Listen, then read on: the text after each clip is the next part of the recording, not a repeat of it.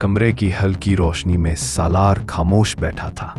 बाहर से आंधी ठंडी हवा पर्दों को हिलाती उसके पास से गुजर रही थी, लेकिन उसका ध्यान कहीं और अटका हुआ था।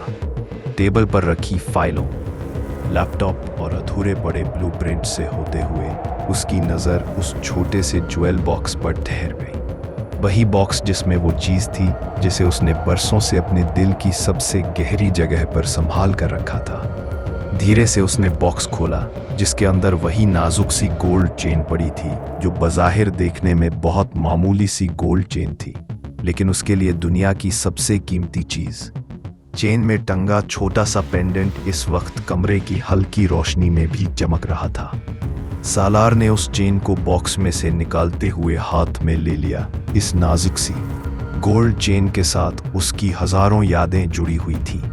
उसने पेंडेंट की सतह को उंगलियों से छुआ, जैसे वहां अब भी वही खुशबू, वही लम्स बाकी हो। हल्की सी आहट के साथ उसकी सांसें बदल गईं। आंखें बंद होते वो आज का सालार नहीं रहा। वो उस छोटे से बच्चे में बदल गया जो हर वक्त अपनी ममा की गोद में पनाह ढूंढता था। यादें पर्दे की तरह एक एक करके खुलने लगी।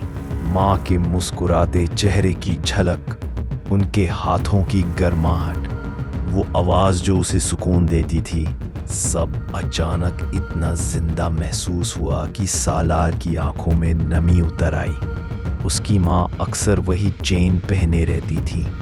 सुबह जब वो तैयार होती और आईने के सामने खड़े होकर चेन को हल्के से गले में डालती, तो सालार पीछे खड़ा उनकी हर हरकत गौर से देखता रहता।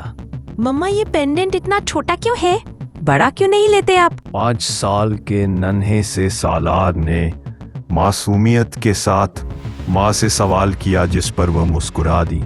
क्योंकि इसमें बड़ी यादें हैं बेटा। गहना बड़ा हो या छोटा, असली कीमत उसके एहसास से होती है। उन्होंने प्यार से उसके सर पर हाथ फेरते हुए जवाब दिया, तो एक ना समझने वाले एक्सप्रेशंस उसके माथे और आंखों पर आ गए। उस वक्त उसे उनकी बात समझ नहीं आई थी।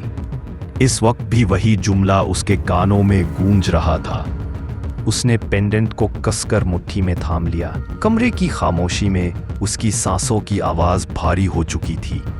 चेन सिर्फ एक मेटल का टुकड़ा नहीं, सालार के लिए वो उसकी माँ की निशानी, उनका साया, और शायद उसके बचपन का सबसे गहरा रिश्ता थी।